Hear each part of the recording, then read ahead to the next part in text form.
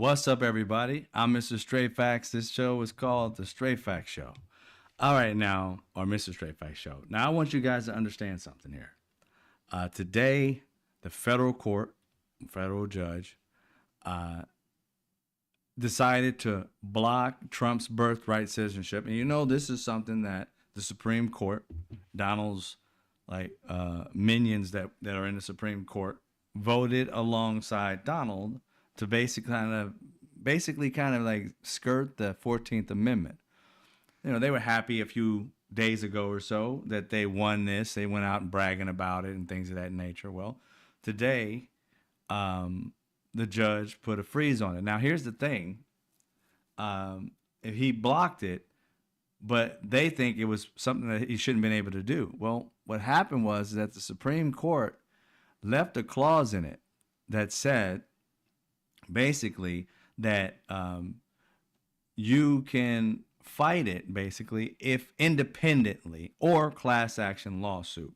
So what they were trying to do is still trying to get people out of this country, I would say illegally, but Supreme Court allowed it to happen. And you can contest it, but only if you have the money to get your own lawyer to contest. And they know the majority of them will not. They're poor. So they say, oh, well, you can't get a lawyer. You're just going to have to go.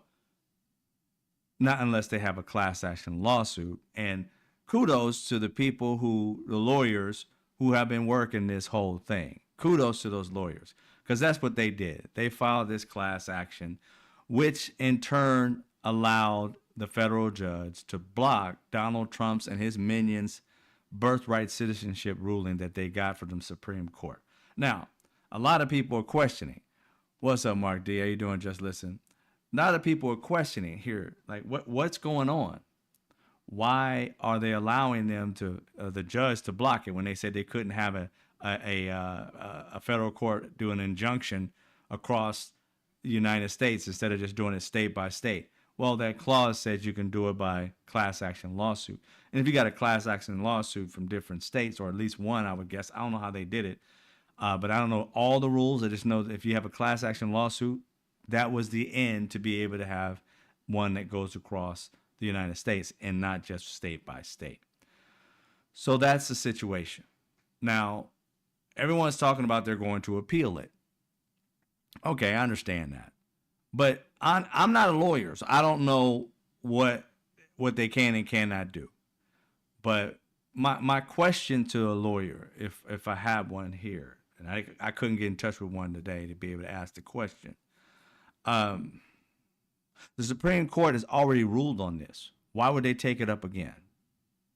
They ruled on it, and their idea was each individual person can make their decision to challenge it and get their own lawyer and fight it. But they couldn't have put a blanket injunction on the entire country, every state, right? Federal court couldn't do that. So, because that's what they did. They put an injunction on it. So the Supreme Court comes out and says, no, you can't do that. Then, not unless it's a class action lawsuit. So they gave them an out. You've already ruled on that. And you said what they can do to block it if they're going to do it. They just can't do it the way they did it. Now they've gone and did exactly what you said in the federal court they could do. Now the federal judge sees it. This is what the Supreme Court says. Boom. Federal block, because it's a class action lawsuit. Why would the Supreme Court pick that back up? You've already ruled on it. I don't get it. If you already ruled on it, goes to the name of this particular show. Cruelty is the point. MAGA is not about deportations, ladies and gentlemen. Cruelty is the point. And I made a video about it earlier today. Welcome in, everybody. I see you, Rudin and Planet Janet. Christian, I see you. How you doing? Hope you're feeling well. I know you was only sick that one time, but I always want to check in on people who may have gotten sick before to make sure they're doing well. So, cruelty is the point.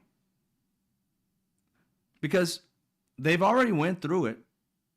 The law the way it's supposed to be. It should have never been, because it was able to do that a long time ago. It's just now Donald Trump, the Supreme Court's like, oh, well, let's just fall in line with Donald Trump.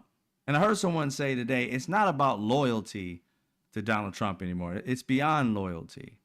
They like pledge their lives to this man. They sacrificing their life for him. It's ridiculous. It's beyond just saying loyalty. You know, it's blind loyalty on top of that. And it's like they are not paying attention to society or anything else. They are falling in line without even thinking left or right. Whatever you, it's like the Stedford wives. Whatever you say, master. That's the way they act toward Donald Trump, these MAGA people. And the only time they wake the fuck up is when they quit. Like Senator Tillis, right? That's when he just dissented. You got Liz Cheney. She dissented from the party and she was gone, ostracized. But she voted alongside Donald Trump like in the 90 percentile, 90 something, 94, 95, really high. So she believed in his policies, even though he never told us what his policies were. He just made up a bunch of shit and somebody else made the policies. But cruelty is the point. Let me give you an example what I mean by cruelty is the point. Okay. Donald Trump has been telling these people in America that since 2015, somewhere around there, that that these people of color, immigrants, he's attached immigration to Latin people and people of color. He never attached it to white people who came here.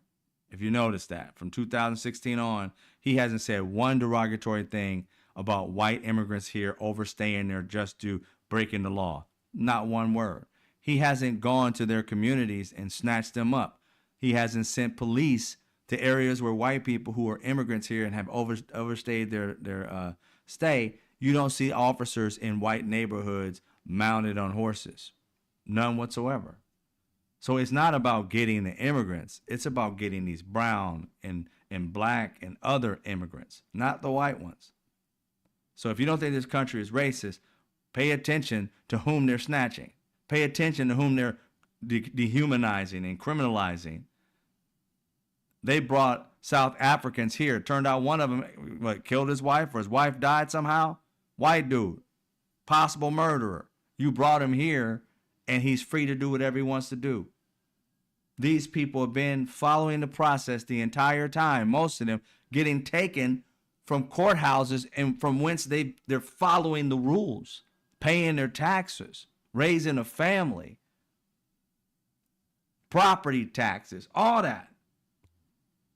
Been living here 30, 40, 50 years of their lives, following the rules. You brought in a bunch of white people from South Africa. One of them's a criminal, and the rest of them we don't know. But you had no problem bringing these white people from another country, immigrants, and just skipping them in front of the brown people who've been here for decades, following the law, and clumping them together with people who just ran over the border and that may be criminals or with the cartel or whatever, went underground. You're clumping them all together as if they're all the same. They haven't brought one like Latin family or black family or any other color family that is law-abiding, smart family, whatever it may be, into this country. No, they haven't. Only white. Cruelty is the point. Racism, evil is the point. When you look at immigration, that's what they did that when they went down that escalator and said, you know, they're bringing their worst, talking about Mexican people and people of color. They're bringing their worst. They're rapists. They're this. They're killers and all this stuff like that. And every chance they get, if an immigrant unalives somebody, they put that person on blast as if it's all immigrants who look like this. And I keep telling Latin people, just because that person's an immigrant, tell me, ask me real quick. I'm not a racist. I ain't got nothing against anybody of any race. I love on everybody. I don't like to be lied to. Anybody can get it. But the reality is this. Point me out somebody who just came over the border and somebody who's been living here for 40 years. Don't say a thick accent, because we still got people in this country. Sofia Vergara. Big ass accent. Been here forever. I remember seeing Sofia Vergara when she was younger. We all were younger. When she was on the walls at a restaurant. Just now making it. Nobody knew who she was. She wasn't on no TV shows, nothing. She just had an agent, and they was posting her around on restaurant walls. Mm-hmm. Thick ass accent. American as fuck. So tell me how an immigrant looks. Didn't pay attention to that when we were telling you that before. What does an immigrant look like? And you are Latin, in their minds, you. But they made you this, they gave you this idea of criminality and, you know, these people are rapers and killers and somehow you agreed to that shit. I'll never understand that. I'll never understand that. I've never had hate for my race, so I've never understood people who hated their race or any other for that matter. But cruelty is the point.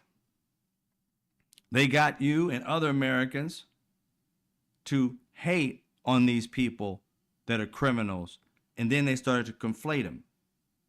They couldn't tell a criminal from a law-abiding citizen. Can you from looking at them? Mm-mm. And before Donald Trump came in, how'd you think we got rid of the criminals from all over who were criminals? We caught them in a crime.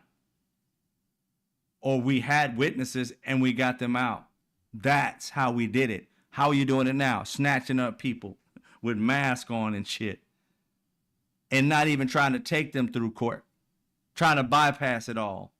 If you were really trying to get criminals, you would just go the legal way and make sure you got criminals and not taking good law-abiding citizens who will pay taxes into the system and become a citizen because they love the country.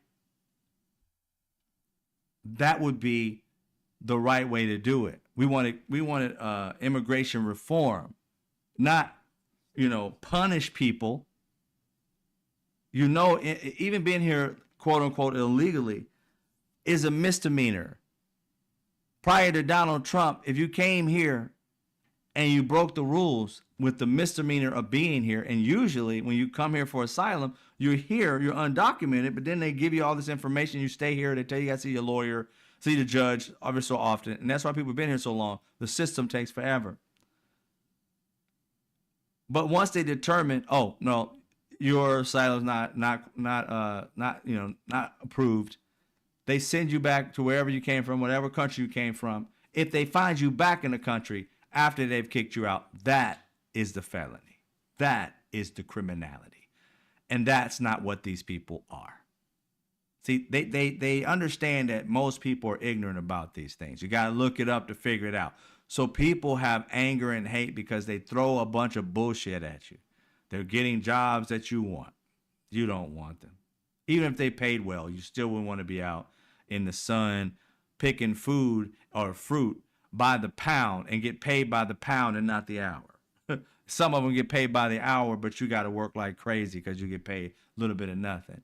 But it will shock some people that even out there, burning up, sometimes, and it ranges, people can make some really good money out in the field. But you know what?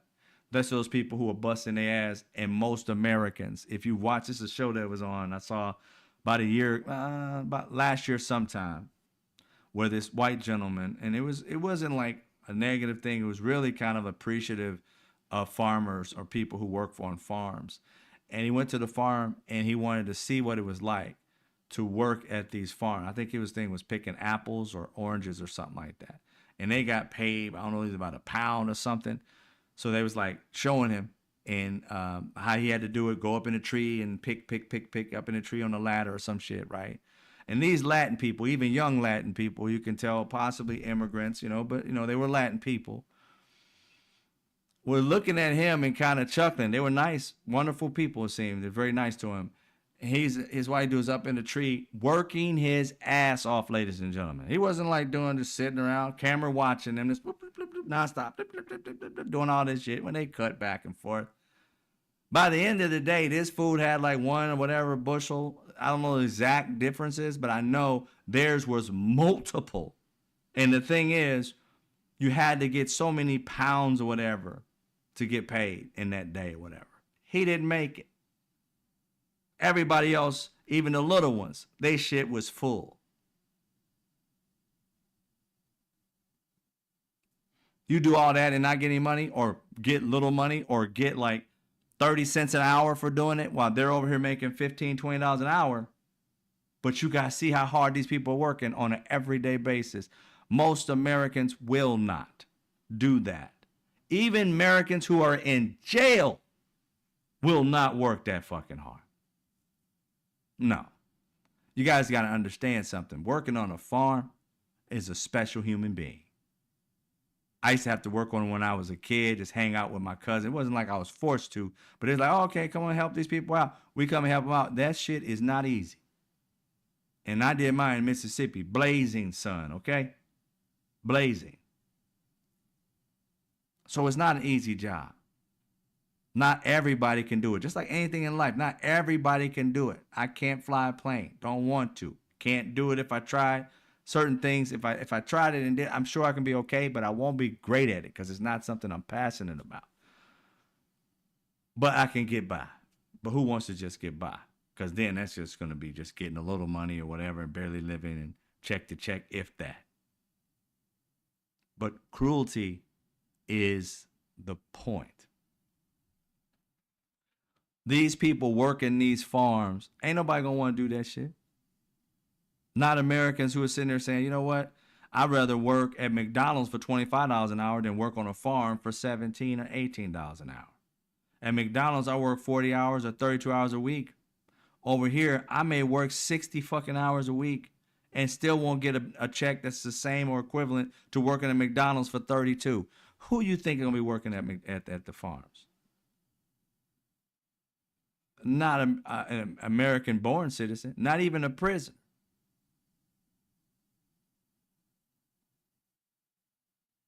The cruelty is the point.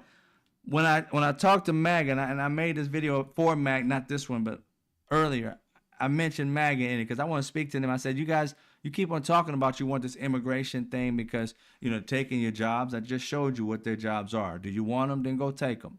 Because they pretty much taking them away from farms now. Go interview and get your job real quick. Right? I know you're not going to do it because you're a bunch of talk. Ain't none of y'all going to get out there in the fields and do jack shit. Most of y'all turn into a fucking like lobster being out in the sun for fucking 15, 25 minutes. Be out there 8, 12 hours. Wearing heavy clothes because you don't want to burn up. Sweating your ass off in the sun. Fucking multiple hats, a scarf, and all this other shit. Try it. I promise you, most of you won't last. I ain't even gonna try. Anyway, in hell, I would do that. I done had a piece of it as a kid. I ain't doing it as an adult.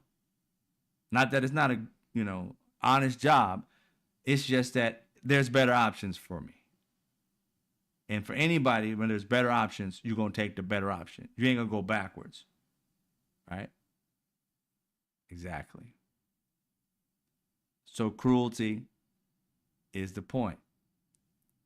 Why do I keep on saying this? Because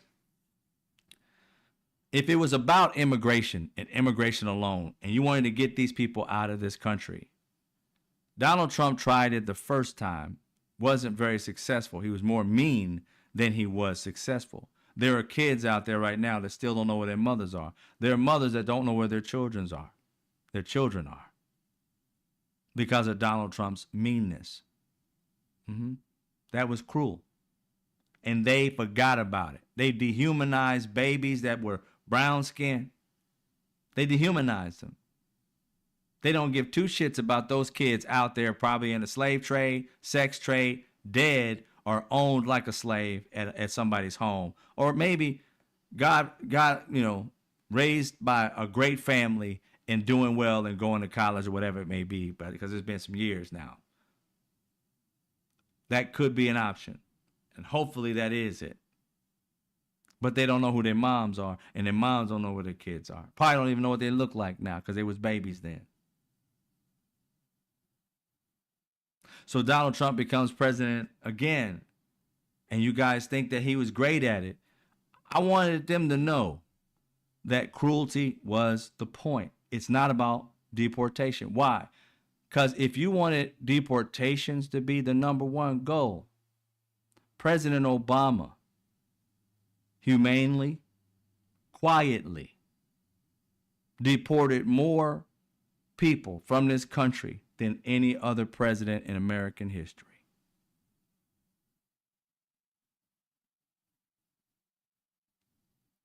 So if you wanted more to go out of this country, he deported millions. Donald Trump, in his first presidency and now, has not caught up to President Obama and is not on pace to be caught up with President Obama. In 2025, on average, Donald Trump is deporting about 14,700 immigrants. He's arresting like well over 30,000 or whatever, but 14,700. Inhumane, disrespectfully, all that. So you thought being inhumane and disrespectful and cruel was going to be more effective because you want that heavy hand, you know, that this fire and brimstone, like your whack ass pastors tell you, that fire and brimstone, the death and all that shit. Yeah, that right there is highly ineffective. What Obama did, deporting these people, 36,000, let me get that correct, 36,000 per month. Donald Trump, 14,700. Let's just round this shit up to 15, give him a little 300 people, right? 15,000. Obama, multiply that by 2 and add 6,000 more. Twice as good at getting immigrants who aren't supposed to be here out of the country. He didn't have to be cruel. He didn't have to be disrespectful. He didn't have to be loud and so proud about doing it. He protected people by getting some of these people who were criminals out of the country and people who weren't supposed to be here. So you're telling me an effective system that doesn't have cruelty behind it, you don't want. But you want a system that's flawed and twice as horrible, not good, twice as horrible as Obama's plan to get immigrants out of the country that you want to do and make the place safer. Twice as horrible. And you're okay with it. You're happy with it. Because cruelty is the point, not deportations. See, you're happy at seeing that he's doing these things, these horrible things to people. Never mind, he's spending hundreds of millions of dollars to be mean to them and not just be effective, just being evil. You like that. Creating something called Alligator Alcatraz. It sounds like a reality show where you feed people to alligators for fun. You see, you guys have an affinity with giving life, food, and things like that, sacrificing human beings to animals. You did it with the slaves back in the day, the African people, and now you're excited. It's no wonder they used the exact same thing they did to African people in this country back in the day. They would feed their babies to alligators. And what did you guys do? You fell for this alligator Alcatraz where they're sending people of color to a place where alligators could eat them. And you're wearing gear and excited about it. At the same time saying it ain't got nothing to do with racism. So you don't know your history, so you're doomed to repeat it. But even when you're told it, you don't want to listen because it's fake news to you. Cruelty is the point. Don't try and say that you are worried about them unaliving you. You're worried about them being criminals. You're not picking up criminals. You're picking up gardeners who raised 3 military men while you don't have nobody in your family in the military. Ain't did shit. You're just entitled. Don't have an uncle or cousin. You just white. You think you deserve it. Right? Just enjoying America, and they had not one family member sacrifice. Some of you, not all of you, some of you have had it. Creating alligator Alcatraz. Oh, scary. You love it. You love the mean, hateful shit. Don't ever say you're not like your ancestors. You are 100% like your ancestors. You just don't remember what they were like because you don't know your history. You're not different than your ancestors. You are the exact same as your ancestors. That's why that statement rings true. If you don't know your past, which they're trying to make you forget, it's easier for them to help you repeat it, give you validation in doing so. Most people who are happy about this alligator Alcatraz 10, 15 years ago, you would have thought it was crazy as hell to do. But Donald Trump tapped into your hate. He tapped into your spirit. He unlocked your past demons and told you they were good spirits. Yeah, he went to the grave and picked up the dead evil people that back in your history, grabbed their souls and placed them right back into you. And now you're alive with hate and anger and vitriol. And you think that's like loving your people or something, or that's the way this country should be. So did they back in slavery times.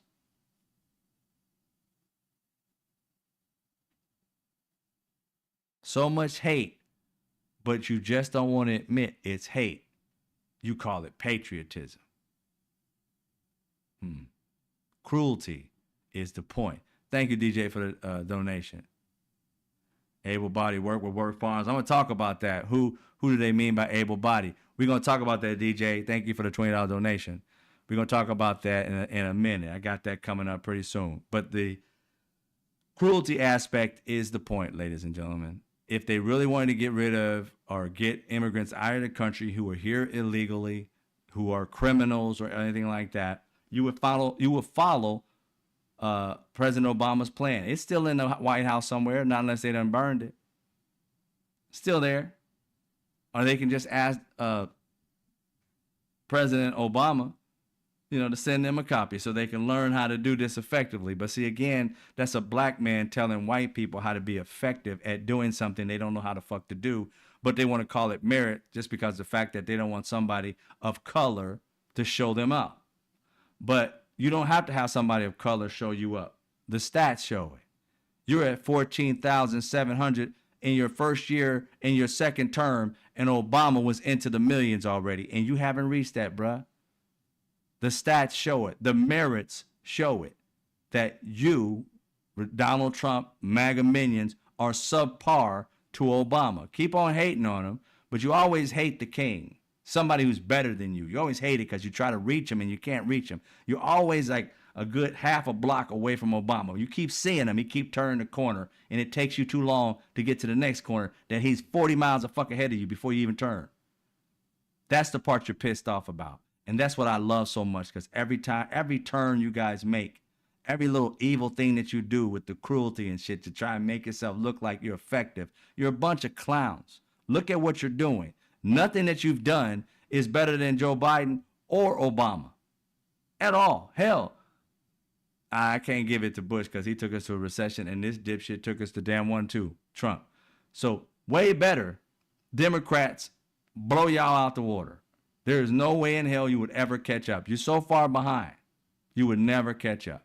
Point blank, period. You guys try to make it seem like you are up to par, but you're not. And you don't have the team. There's a reason why when you have a team of anything, basketball, race car drivers, whatever, you got people on that team, not just the driver, not just the star. You got people on that team that are great. You got to have a great coach, right? Donald Trump's a horrible fucking coach. He didn't even know the president of an African country, Liberia, is fucking English. Didn't know it. Didn't know it. Still don't know it. I'm sure if nobody showed it to him so he wouldn't look stupid, and none of his people were going to tell him, Fox ain't going to say shit. I bet you to this minute, if he hasn't watched CNN, he don't even know that dude spoke English. He probably still walking around the White House. Yeah, that one black guy was really good at English. That's crazy. We need to get our people to learn English that well. He was just enamored by somebody who spoke English better than his dumb ass. I mean, Donald Trump is like a fifth grader. And I mean, not the smart fifth grader. It's the dumbass Timmy fifth grader that she was like, yo, we're going to have to send him to special ed. We're going to have to. We done tried, but he keep eating glue and sticking the little glue sticks to his head. We got to send him somewhere or not around glue, wearing gloves or something, so he won't be doing it. That's Donald Trump. Eating boogers and glue. That's him. As a president right now, he's probably eating ketchup and boogers. You just don't know. But again, he's not all together, ladies and gentlemen. You know this. He was a president before. Okay? 4 years, and this man didn't know anything about Liberia. Here he is, 4 years well, 6 months into his next one, he still don't know. 4 years and 6 months, this fool still don't know Liberia in their language is English. They keep giving him a pass, y'all. Keep giving him a pass. It's the slow white kid that everybody keeps giving a pass. He'll be smart some other day. He'll be smart tomorrow. He's had 79 years to be smart. It's not happening, but they keep giving him a chance. It's insane. It's insane. No other race would get this many damn chances. Obama wore a tan suit. These fools didn't give him one chance. Obama would make a mistake, and they were on that shit left and right like the sky was falling. And they literally got a man in a room with a bunch of leaders from other countries, and this fool don't even know they speak English as their national fucking language. Nobody prepped him.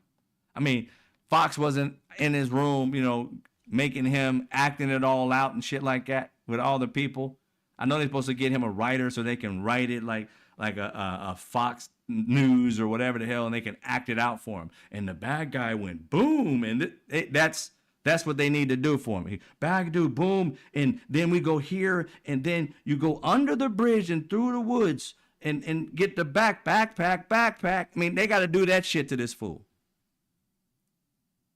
Act it out for him. Grown ass man. Whew. All right. Cruelty is the point. Now, dealing with these deportations to El Salvador, they came out with the information today to back up what they had said to Emile Bouvet. Emile Bouvet, that little ferret-looking dude, that Donald Trump, the lawyer, that guy was doing some evil things, was at the, I want to say he was at, I forgot which meeting it was, but they had him at, I think, a Senate meeting. And during that Senate meeting, they asked him a question. I think the senator, now senator, used to be a representative for California. I think he was a Burbank representative, but now he's a senator. He was questioning him, and we're about to listen in on that real quick. I think it was Adam. Anyway, we'll see. In the complaint, it says, Bouvet stated that DOJ would need to consider telling the courts "F you" and ignoring any such court order. Did you say anything of that kind in the meeting? Senator, I have no recollection of saying anything of that kind. He said he doesn't have any recollection of saying anything of that kind. See, if I hadn't said something like that, I'd be like, nah, I ain't say nothing like that. Ain't never crossed my lips, bro. I would never say anything like that. But a lawyer, and Adam Schiff was one too. This is what my problem with Adam Schiff was. I didn't see it all, though. I can't say it's a problem. This is what I would have done. I can't say it's a problem with him because I didn't see the whole thing. This is what I would have done if I was him. He may have done it, and maybe I just didn't get the clip. But I would have asked a follow-up question. I didn't say, did you say anything of that kind? Did you say that or not? Yes or no? I don't remember. So you could have said something like that. So that sounds like something that you could have said, because if not, you're just putting out there, I don't know, tells me that you talk like this, but you don't remember it. Is that what you're saying? I would have put him in the corner because he automatically just took a little breath there, took a little breather when he said it. I don't just calculate, remember anything, say anything like that. I don't recall saying anything like that. That's the way you're taught as a lawyer. Say you don't recall something. That doesn't mean that it didn't happen. You just don't recall it. So he doesn't know what kind of evidence that he has to get him a gotcha moment. And this guy got in here and said, I don't recall. And under oath, that helps you get past like the law, like perjury, if you lied under oath. So you could tell as a lawyer, Adam Schiff knew, I think he's a lawyer. I know for sure at one point I think he said this, but if he was a lawyer, he should have known this, that this guy was saying legalese shit. In another talk, he wasn't, when he was talking to Republicans, he doesn't speak in legalese. He was speaking just normally. So he should have known right then and there, at least said it right then and there, that this man is obfuscating from what I'm saying, because there's a reason behind it. He may have did this and I didn't see it, but that's what he should have did. But Bouvet said he didn't do it. Now it comes out today, documents come out today. The whistleblower has documents that basically show that this man did say something like that. More than one person is validating it. So Bouvet did say, I don't know, the TikTok, YouTube be tripping with me sometimes now with my cussing, but they did say, F you to the judge. He said, F you to the judges. And there's documentation saying that he did something like this. And there's other documentation which says that he was the one, because they could remember which person said that when the planes were leaving not LA, but leaving United States, going to El Salvador, the judge said, I don't care, turn it back around. It was him. Before they wouldn't tell you a name, found out today, it was Bouvet. Emile Bouvet was the one that said, keep it moving, even though the judges told him to turn it back around. Go ahead and land, fine. This is the guy who said it. And he is going out to be a Supreme Court judge now. Isn't it Supreme or federal judge or something like that? It's like, how do you get somebody who's breaking the law right in front of your freaking face and you're going to validate him and say, yeah, okay, he's going as far as I know it. That's crazy. That's highly corrupt. I don't see how this country is allowing this shit. At some point in time, Americans are going to rise up and somehow stop it. I don't know how. Protests, whatever, but it has to stop. Putting people in positions where they're going to be in a job forever and you know they're crooked. You just now found this man out to be a liar, and he said fuck judges and what they're saying. So if you're telling that, when you become a judge, why would anybody listen to you? Hell, why would you expect anybody to listen to him? You don't trust him.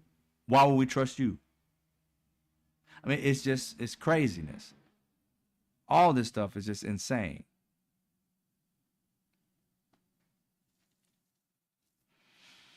So that's what Emile Bouvet did today.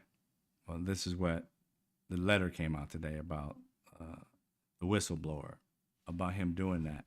And now, he pretty much lied and under oath, but he obfuscated, because the lion would have been able to say, I didn't say that.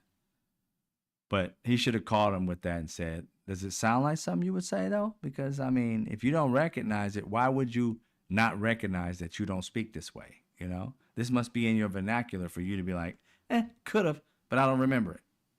But I don't think that's what happened. But I'll look back at that. All right. The other thing today, and DJ spoke about it, there's a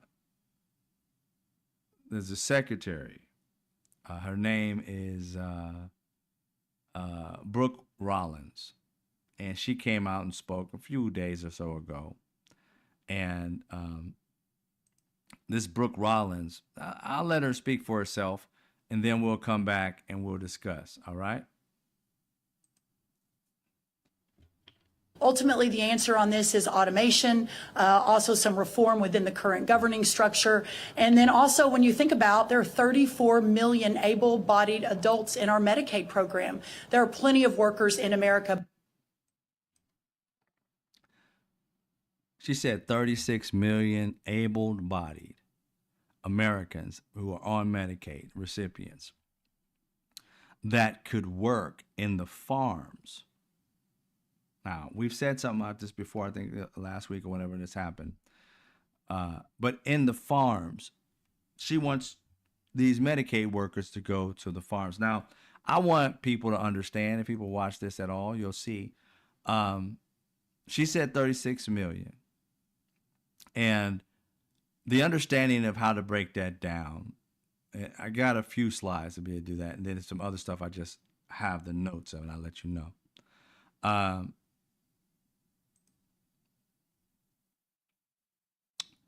There are 38% of Medicaid enrollees being children. 17% live in rural areas. Now, the reason why that's broken down to say 17% that lives in rural areas, this woman said this, and she's the head of some department. I don't know about you, but let's say I'm on Medicare, right, or Medicaid. I'm nowhere near a farm. And seeing as how if I didn't have any money, how the fuck I'm getting to said farm? You gonna bust me there? You gonna pick me up? Never know. With them, they probably did. Have you on that little that bus for slaves and shit like that, for prison bus. But how you get to said farm? You don't live by it. You don't have money, right? That 38, that 17% is the only ones who live near any kind of farm. Okay. 15% have 3 or more chronic conditions. So you can't have the sick people working, right? You just can't. So you see 38% of that 36 million are children. I try to categorize the age of children, but there's a 0 to 19, right? That's the age bracket in which they did this information. 38% of those are kids, 17% live in rural areas, meaning that 17% of the 36 million will be even close to that location to be near a farm, to be able to even just get there by, walking a bus or whatever, even close to it. 17%. But again, they may be 17%, but how many of these people are mentally ill? How many of these people are have medical conditions, whatever it may be, can't work, bad backs, amputees from military veterans and things of that nature? How many of them can work out of that 17%? Not many. As we get down to this, breaking it down, you'll start to understand what I'm talking about, how it's like not a lot. When you get down to the adults who are on this, we're at 26% are already working on part-time on Medicaid. So there's nobody just sitting at home. I ain't gonna say nobody. There's very few. It's like 7 to 8% are sitting at home. 26% are working part-time.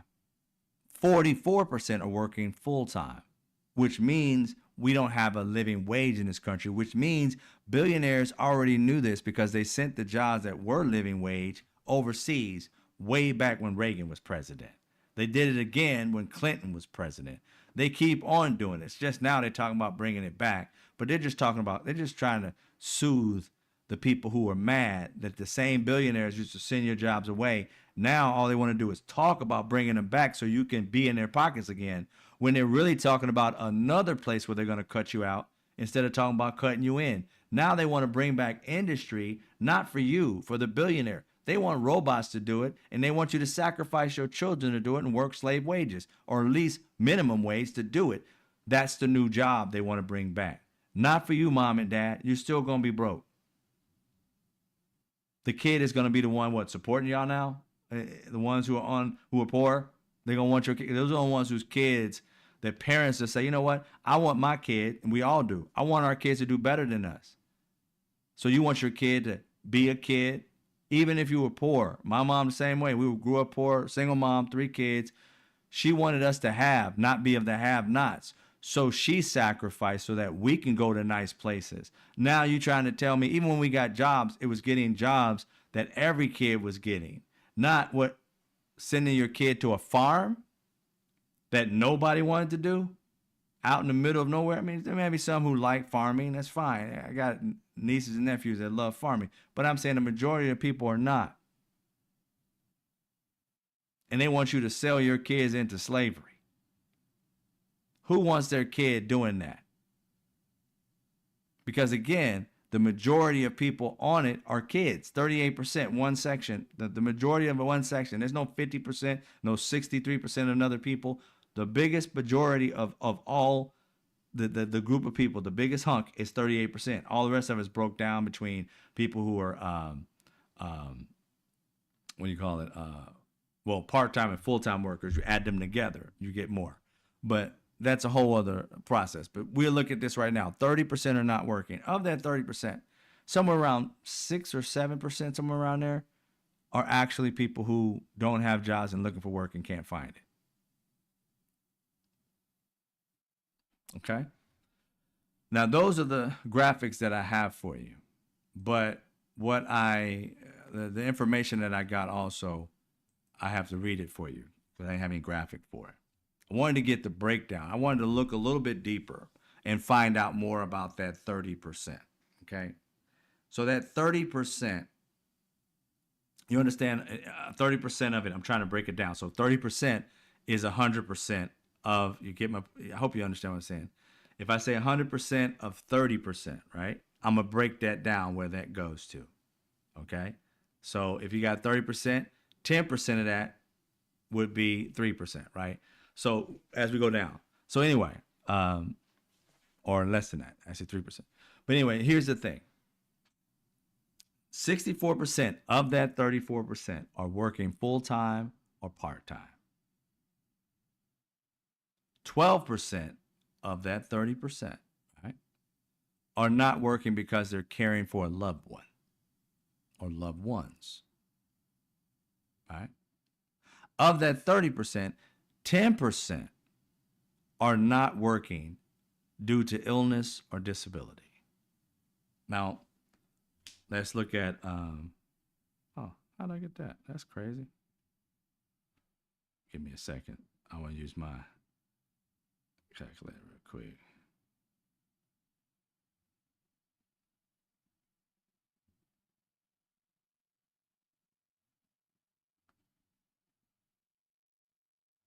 All right.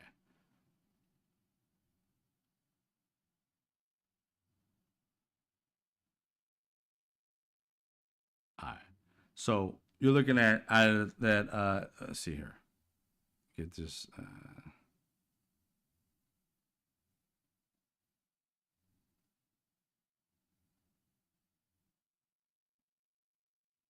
Okay. So you're looking at probably like 10 million, almost 11 million people. So that's what we're talking about. 64% of these 11 million people, right? 64% of the 11 million people, which is, that's that 30% broken down equals like 11.8, almost 12 million people.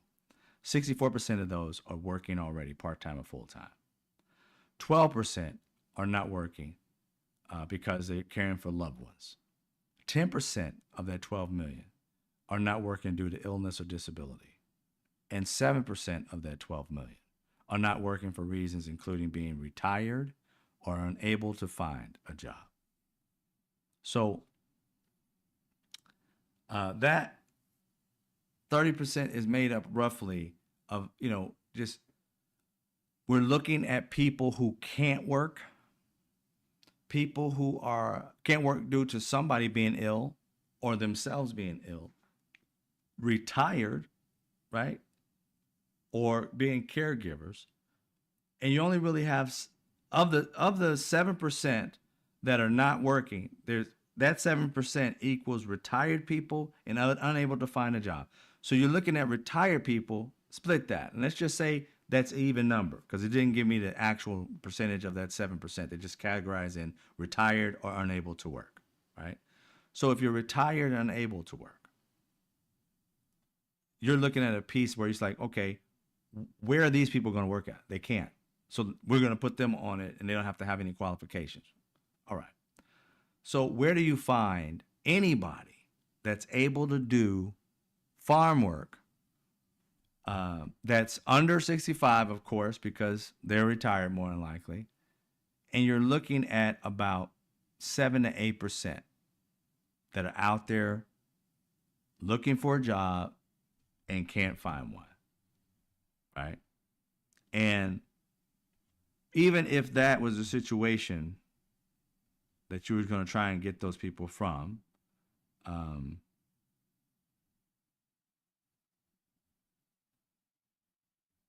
we're looking at about 2.8 million, right? Let's just say 2.9 because it's 2.88. 2.9 million people. That's including the children. So what did Donald Trump's minions with commerce and all stuff like that, what did they say in these press conferences? That, and what have states been doing? Making it so that your 14-year-old can work overnight on school nights. So these people are coming after your children. See, Latin people didn't listen to us. Not a lot, not enough. Some did. Let me take that back. Not enough listened to us when we warned them that they were going to try and make the Latin person the new slave in America. And look where they're at. They're literally slaves in this country and overseas. They took them, they snatched them like slave catchers used to, and for no reason whatsoever, didn't tell you what you did, didn't tell you why you're being picked up, and you're in a prison, one of the worst prisons in another country. Think about it. Just because you Latin don't mean you speak their language. It's a different language, different dialect. So they're in a place where they don't speak the language, never been to, in a prison over there with the worst people who can speak the language. Every night, they got to be afraid for their fucking life. And what did they do wrong? Come to America and want a better life. To escape a life that was trying to kill them because they came here for asylum. And they got labeled criminals without a trial and sent to another country. And not to just live in that country, but to be imprisoned in that country. Hell, we don't do that in our country. They're not imprisoned. They're put in a situation of a cell. You could say that is kind of imprisonment, but they're there until you figure it out, go to court, and then they're let out to the country. Only Donald Trump kept them in there like they were like wild animals and split them up like he did. Now you see how bad these people really are. Cruelty is the point for them. 7 to 8%. This woman wants to take all these mostly kids and make them work these farms.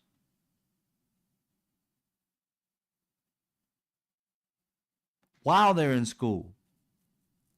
They don't want your kid to have a regular life like we always want our kids to, grow up and be a kid, and, parent will work and we'll take care of them, and they'll grow up. We'll teach them how, how to drive and things of that nature. Grab your daughter or son and take them on like trips to, if they want to get a job. Dad, I want to work a job. And where do you want to work at? Oh, I want to do this. It's like, oh, I got a friend that has this company, whatever. We can go. You like making T-shirts and you like slogans and you're pretty good with art. Let me take you to my man who has this little his company selling T-shirts. Either he can teach you how, or at least give you, some tips, or hire you, whichever you want. That's what we want for our kids, to be able to give them those opportunities to progress. We're not trying to raise our kids to do the worst, not the worst, but the cheapest labor on the land so that they grow up always poor. I mean, who does that? Everybody gives their kid, if they love their children, an opportunity to be better than them, not the same. My goal is to have my kids have a better job than I did when I first started. Even though I love working at McDonald's as a kid, it taught me a lot. I want my kids to have something better than that, so when they look back, it's another level. Like, oh, I started off as a marketing assistant as opposed to flipping burgers, because now they've gotten better, and hopefully their kid will start off being maybe their own business and hoping they're, up and up. Nobody's trying to go back. These fools are trying to take people back to a better time. There was no better time than the present. Even though it was better before Donald Trump even became in the political sphere, as people, good people, there's no better time than the present. We're fighting for our democracy. We're being tested, and everybody's tested in their lives. The point is that do we want to succeed or do we want to fail? And collectively, we got to want to succeed. Therefore, we got to start doing things that are successful instead of just letting shit ride. We got to figure some things out. We got to talk to each other and find solutions. That's what I'm doing with Avid Solutionists. We're going to talk about everything from politics to just regular life to cooking and whatever. I'm not a cook, but hey, whatever it is that we can find solutions to, ideas for, whatever, to make the world a better place, that's the type of thing that I'm looking for, so that we can tap into the better sides of our humanity, of our intellect, and share what we've learned so that we can make a better world and not the same or go back. We've all learned, therefore we have wisdom of the past so that we can propel forward. We don't want our kids to know only what we know. We want them to surpass us. At least, again, those who love their kids do.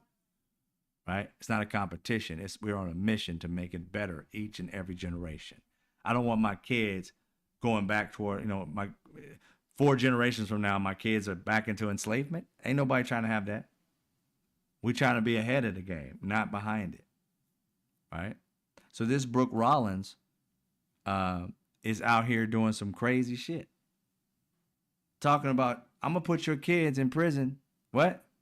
Because that's what you should be hearing from her. Saying that, oh, well, we got 36 million. They ain't 36 million. She included babies in that, yo.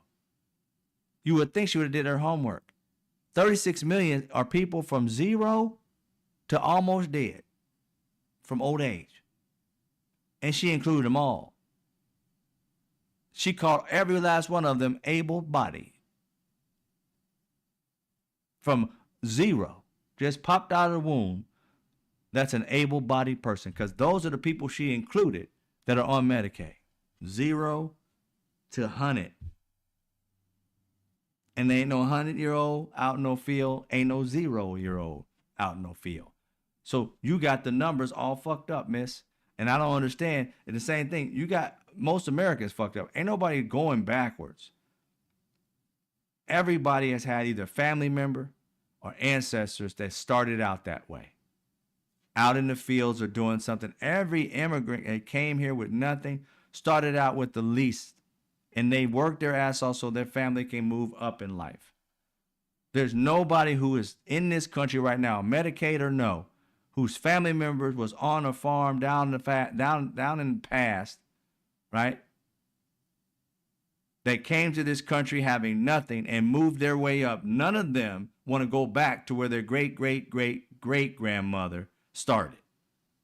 That is not the progression of being an American. That is not the American dream. That's the American nightmare. If you were raised by farmers and your generation after generation after generation were farmers, then you're following the generation. You're living the dream of continuing what your family did. But are you pulling everything with oxen, bitches? No, you're not. Ain't nobody trying to go back to pulling everything with oxen. You got big ass heavy machinery. New technology with air conditioning. And you trying to tell people they want to go back to being out in the heat with some oxen. Or whatever animals you could afford. Baby goats. Something was pulling it. Yeah, I don't think so. You ain't going back there. And I don't know why they're trying to romanticize that shit. But I don't think people pay attention when they say go back to a wonderful time. So here's the thing. There is no wonderful time. But in your brain, these racist people, oh, I love 1778. I love 1776. I love 8. Then you start telling them, I say, you do understand as a woman, you didn't have control over your body then. So what are you romanticizing? Are you talking about you like the Victorian clothes? Then go buy some Victorian clothes, have somebody make them. You don't want to go back to where you had to wear a girdle. You don't want to go back that you could get raped and there was no recourse. There was who's next is what's the thing you had to do. If not, and if back then you got raped not of your accord, somebody just locked you into a room, you were blamed for being near the room. Not only that, if you were raped and we were married and you had nothing to do with it, the man took advantage of you. You're the one that was stoned to death, and the guy who raped you, either he was hung, the extreme, or he was ostracized and kicked out of the group, but still got to live. Wouldn't that be fucked up? You want to go back to these days where a woman was unalive when she got raped and she was married because she was worthless to the husband and everybody else. She was tainted property.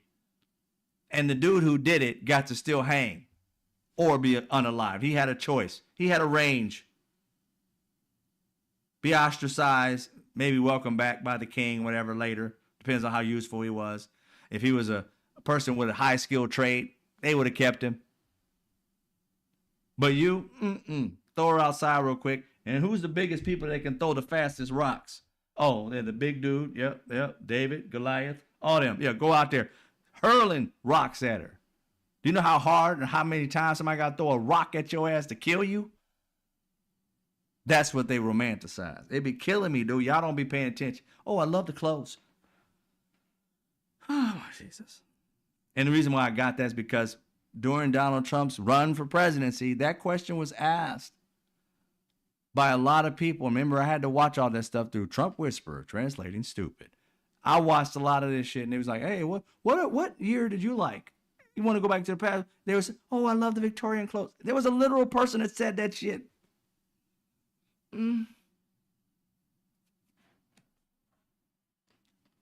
Just sad.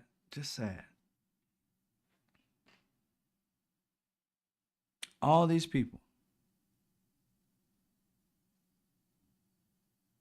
30%. She said 36 million. Only 30% of those people are not working, and those included kids. Able-bodied for her. Y'all, it is sad. Things that we deal with in this country. These people not knowing that you have it good already. You have it good already. And you can work and make it better. She had mentioned there was going to be technology, of course, being a major part of it. Again, when they got rid of American jobs, over 700,000 jobs before, by sending jobs over to China. Well, this second one, the 700,000 was the jobs to Canada. It was NAFTA, Canada and Mexico. That was the 700,000 jobs. Before that, to China, there was more. I don't have the exact number, but there was more jobs that were lost in the 80s and before the early 90s. Well over 1 million jobs. Well over in total. And here we are not learning from the past again. When they sent it over to China, oh, everything you got says made in China, y'all. Everything you got, my cup made in China. My mouse made in China. I don't know about my mic, one of my phones made in China. You know what I'm saying? My big screen over here, horizontal screen made in China. This phone made in China. I mean, everywhere made in China. That shit was because rich people decided to send our jobs overseas. Billionaires did that. But they told the American people, look how many jobs you're going to get. You're going to get so many jobs. Didn't happen. They make promises and they never fulfill them, but they get people suckered into them. And I don't understand why people just don't wake the fuck up and realize they lied to you, make you feel good, and then rob you blind and then blame it on somebody else.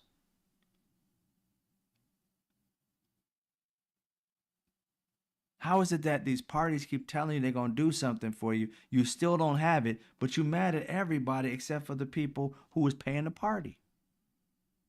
Billionaires ain't pissed off at them. It's about time Americans made billionaires pissed off that Americans actually got the better of government decisions, the better government laws. Rich people get the betterment every fucking time. And they divide us among stupid shit. Oh, well, they got a bridge. I want a bridge. The fuck is wrong with you? While this person over here can buy fucking France and Italy out of his own fucking pocket. We creating mega billionaires who don't care about us, who make decisions for us, who control us, and we're the ones that's giving them control, and we're pissed off at other people like poor people. Since when have poor people put food on your plate? No, they work and play. They actually work for it. But the people who have the money, when are they the ones out here, the ones that's focusing? You're getting paid by somebody else. They're getting paid by somebody to put food on their plate. The people who have money. And they decide how much they're going to pay you. You don't get to determine that. You can go in there all you want and say, I want to make 75 instead of 50 he was trying to give me. Is there a choice to say yay or nay? If you don't have your own business, you're beholden to whatever millionaire or billionaire that's hiring you. So when you're mad at somebody about what you're not having and what you're not getting and you're not being paid enough, you don't have a living wage job, it is not the poor people who are not paying you whatsoever to put food on your plate or taking food out your mouth. It ain't them. It's that millionaire or billionaire that don't want to pay you, but he walking out here eating steak every day, breakfast, lunch, and dinner. $300 meal, $500 meal, $1,200 meal, and here you are eating like a $5 box of macaroni and cheese, if that. Ramen noodles for these college kids, some of these people, some families. And you busting your ass at the job in which that person's having a steak that night. He could pay you more. She could pay you more, but they don't want to. They want to cry and moan. I can't do it. I just can't do it. If I pay them that much, I won't be able to make enough money to be able to live. To live in a $30 million mansion? No, maybe not. But you'd be just fine in that $15 million one. Wouldn't you? Exactly. You ain't even living at the fucking $30 million at home. They're like 3 months out of a year, living in hotels and apartments, all in Airbnbs throughout the year. Flying here, flying there, flying there. You're working all the time, flying all over the place. Don't even get to stay in the damn house. Yet people are at your job are barely getting by, and you look at them like, look what I built. Not giving a shit about the people that are there in the room helping you become this millionaire or billionaire. Look at Elon Musk. He was happy to fire all these Twitter people who turned Twitter into Twitter. They're coming to work, doing their job. Oh, you're too liberal. You're too this. You're too that. You care about the truth. Fired, fired, fired. They tried to sue to be able to have money to live off of. Give us a severance or something. He said, fuck you. And the court stood by him. That should be one of the most hated people from working class people. You should hate the hell out of Elon Musk. But you got these enamored, wannabe, boys who want to be men and be rich like him and fuck everybody in the world to get it. They're all lined up behind him, loving everything he does. Even if that man has fired their dad or their mom and they're living off ramen noodles, they still one day want to be like him.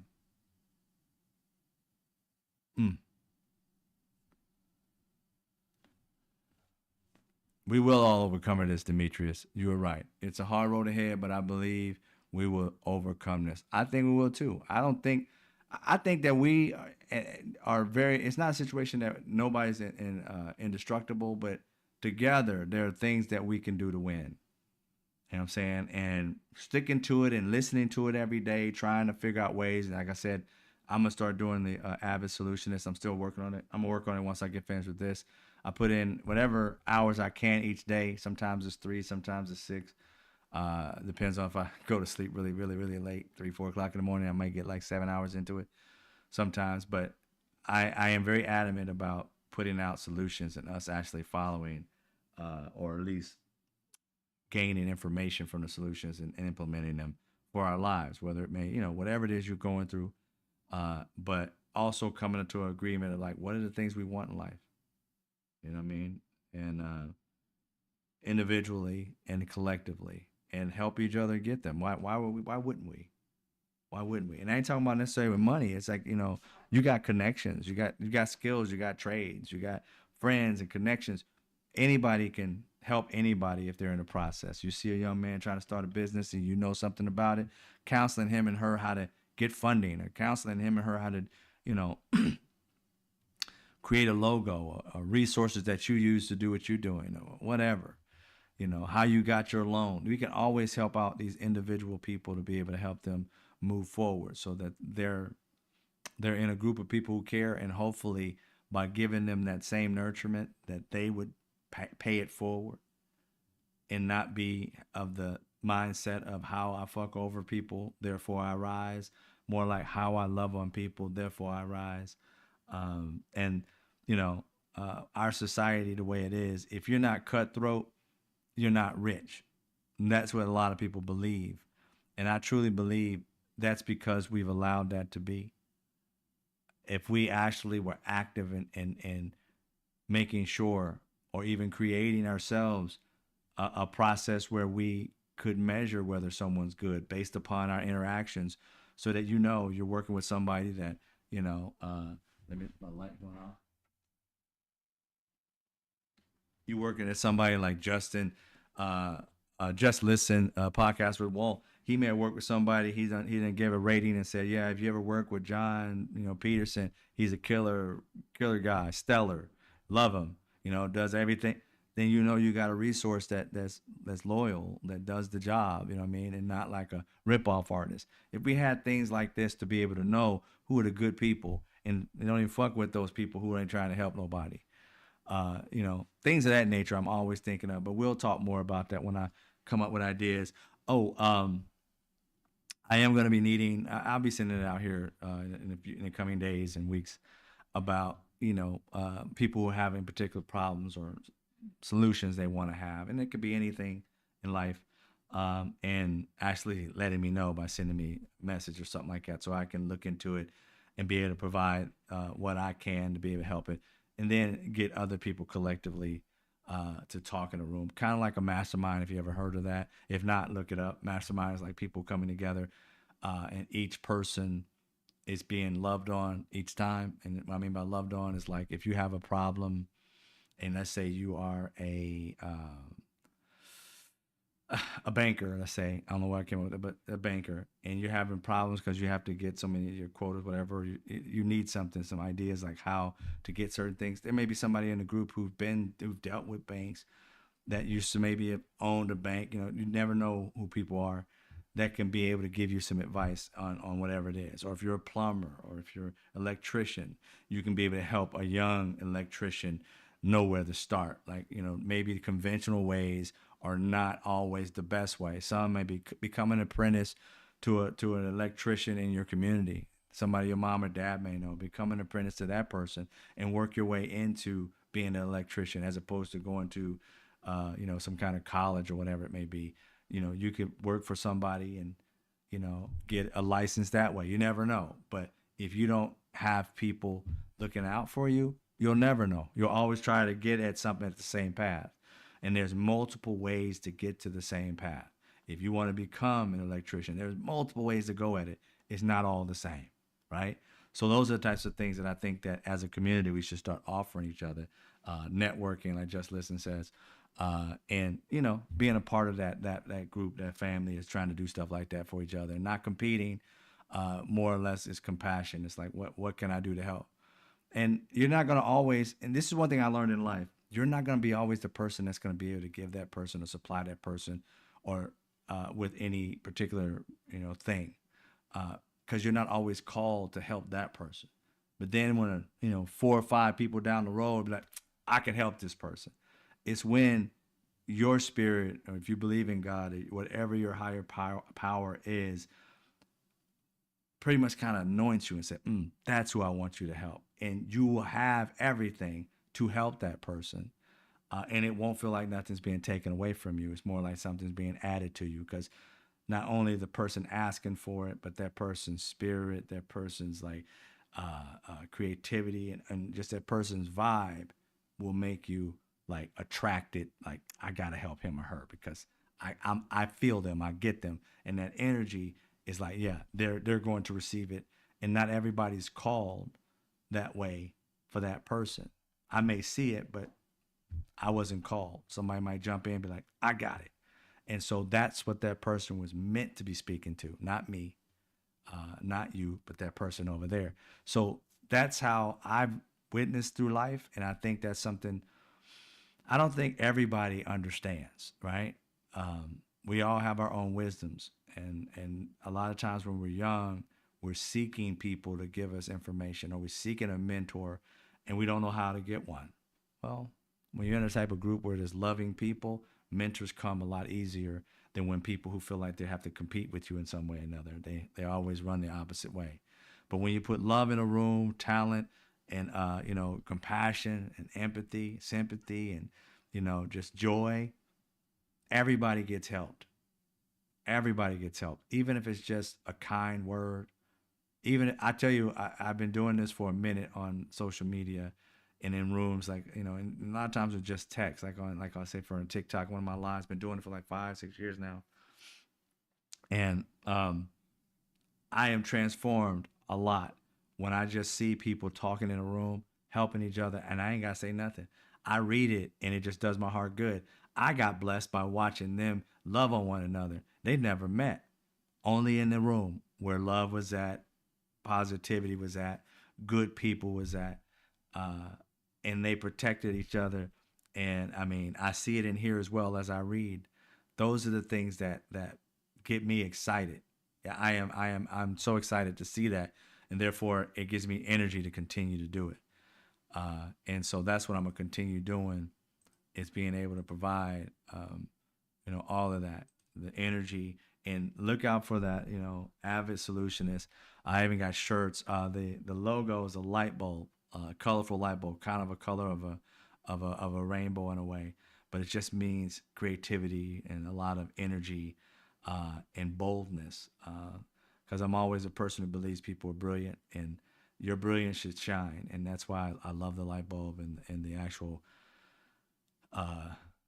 logo that I created, because it fits. And so as we continue to like unravel this madness that we're going through, we got to start creating solutions so that we can get through it, and not just politics. We really got to deal with other aspects of life, because I believe politics has to deal with every aspect of life, whether we're talking about the economy, whether we're talking about health, whether we're talking about our environment and things of that nature, whether we care about people, mental health, health care, all the things.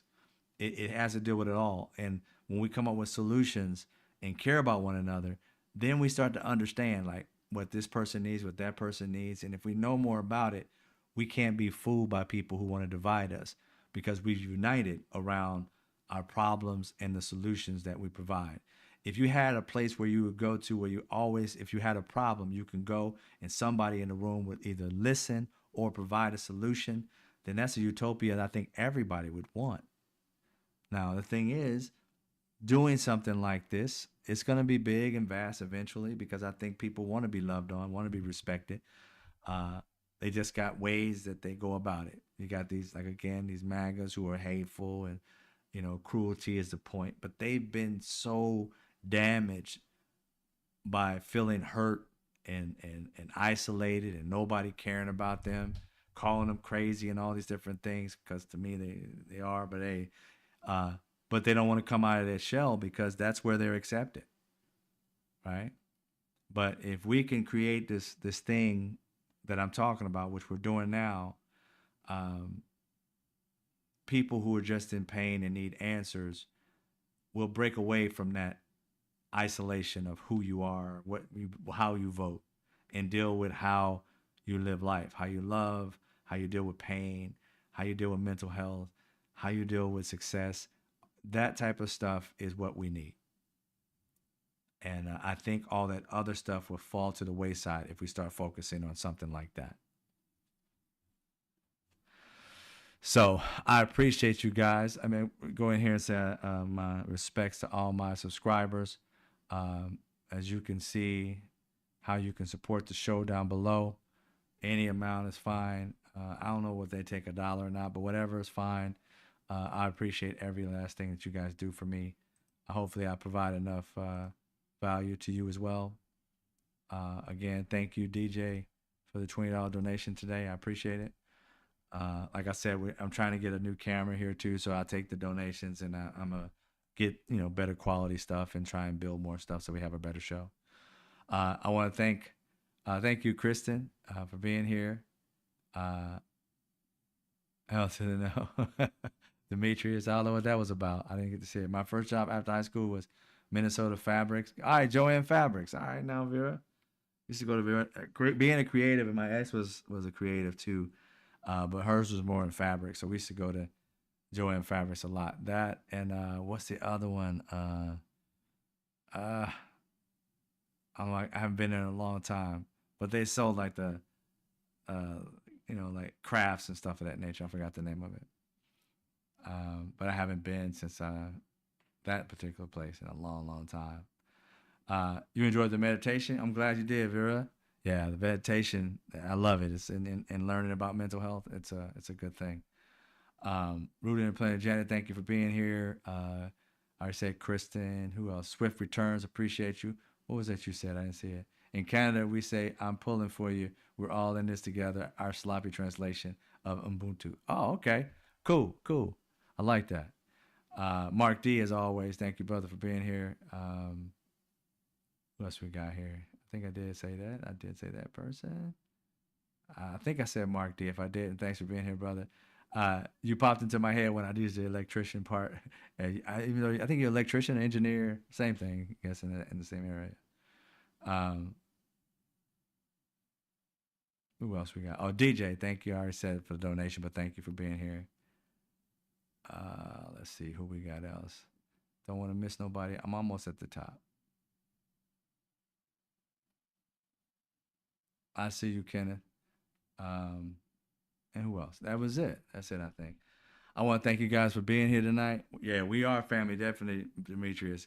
Everybody, it's all about being able to hash out the things that are going crazy and then provide solutions so that we can try and make it a better place. We can't just rely on just being upset about it. We got to figure out a way. So the Avid Solutions, I'm going to start that. It's going to be its own YouTube channel. So this is going to be mostly letting it all out. And then I'm going to tell you about the other one. I just want to keep them separate because I want people to come to that, to not be divided by politics or anything like that, but be united around solutions of all aspects of life.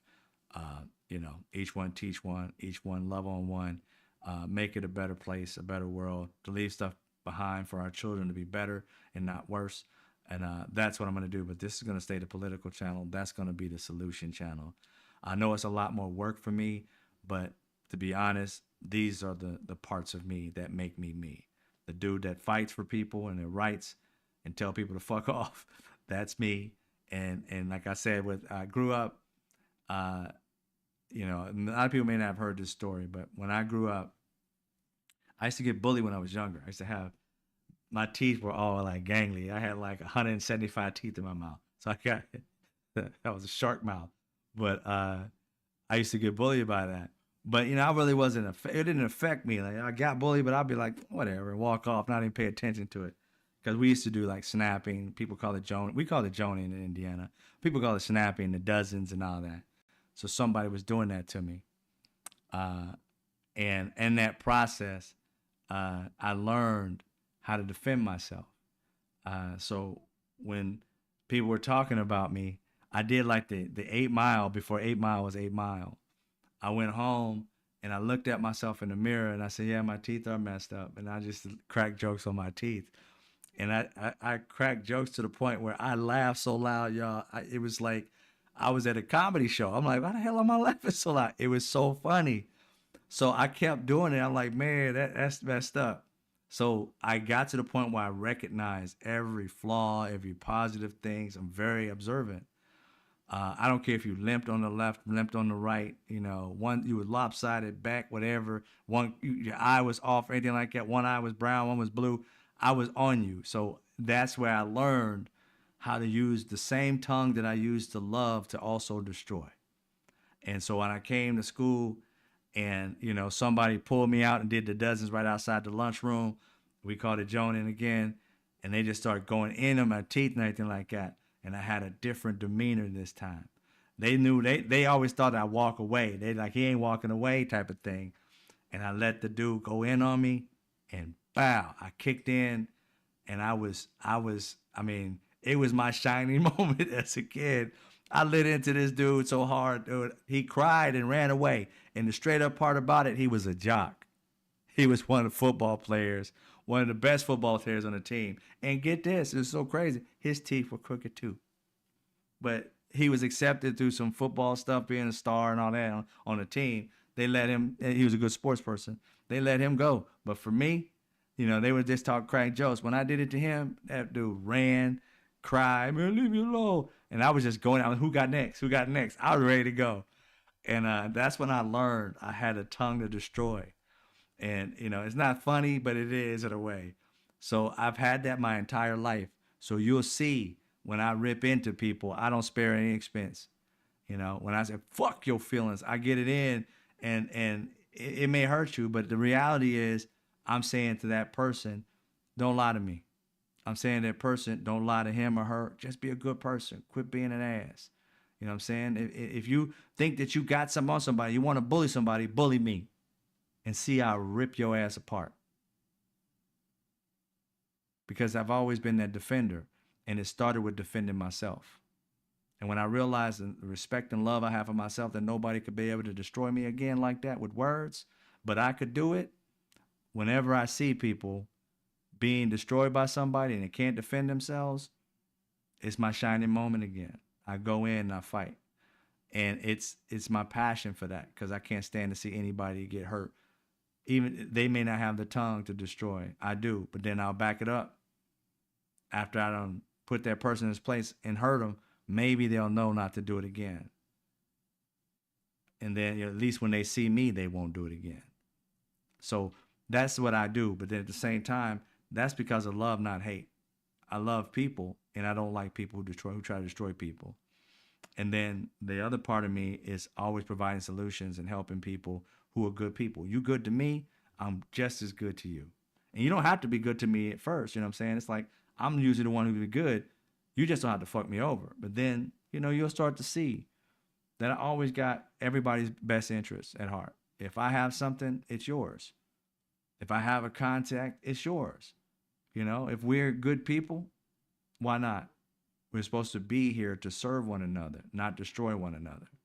If we get that more into our mindset instead of competing, I want you to win.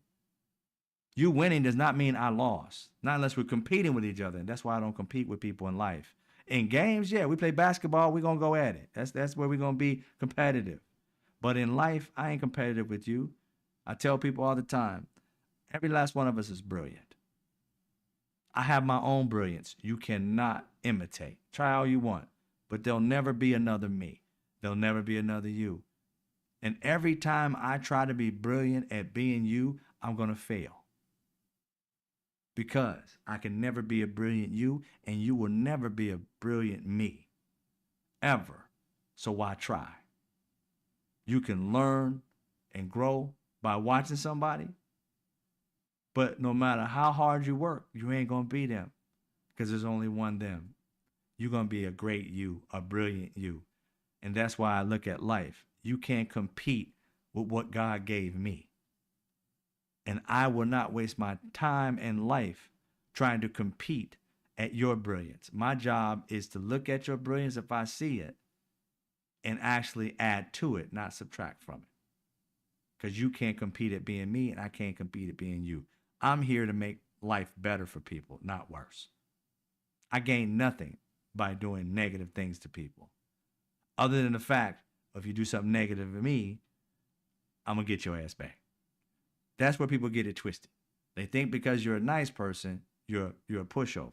No, I am the opposite of that. And if you don't believe me, just try me. Just try me, and you'll see. You'll see. The words and vitriol that would come out of me, you'd be like, that ain't the same dude. I promise you, that ain't the same dude. It's the same dude. It's the same dude. But the same dude where he protects. I am a protector, period. Verbal more so than fisticuffs, but I am a verbal and very efficient protector. That's where I shine. Not that I can't fight, but I'm just saying my verbal is stronger. But anyway, I appreciate you guys, and we're going to continue doing it. Like I said, keep looking out. I'm going to probably post for the members. I'll post the logo for my stuff as I build it, so you get to know what I'm talking about. The YouTube channel, and I'm even going to be building it out to be its own like broadcast type of thing. I really want to lean into solutions and providing those types of things, because that love side of me, I want that to be more than that fighting side of me. That fighting side of me is a protection. It's not meant there to be 24/7. It takes a lot of energy. Not good for your heart and health. But that love side, it's good for everything. It's good for everything. So that's what I really want to do. This part right here, I enjoy, don't get me wrong. But to tell you the truth and make you wise of what's happening, and then we're going to we're going to try and solve it, or at least throw some ideas out there and try to agree on it. And hopefully down the path, I'll get a location and invite people to actually be guests. I'm doing this at the crib right now, but I really want to move toward that. But that depends on how we grow this, depends on how many donations I get to be able to start doing something like that. And that's up to me working my butt off and providing quality content to you guys and giving you all that God gave me to make it a better show. So hopefully it grows. I can only try my best. All right. So thank you guys. I appreciate you. I'll see some of you guys tomorrow around 5:30. It looks like I'm getting closer to 6 o'clock now because of the way work's been working out, but I want it to be more toward 5:30. But look at me close to 6 in every day, p.m. Pacific Standard Time. And other than that, you guys have a great night. Much love to you. I'll see you guys around 5:30, 6 o'clock tomorrow. See what I got. As always, much love, and I'll see you when I see you.